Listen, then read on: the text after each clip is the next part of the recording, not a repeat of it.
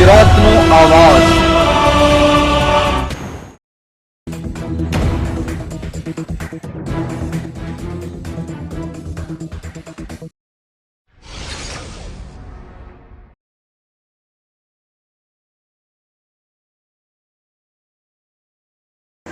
સાપુતારા માર્ગના બારીપાડા ગામના નજીકના વળાંકમાં બે પિકઅપ ગાડી સામસામે ભટકાતા એક પિકઅપ પલટી ખાઈ ગઈ।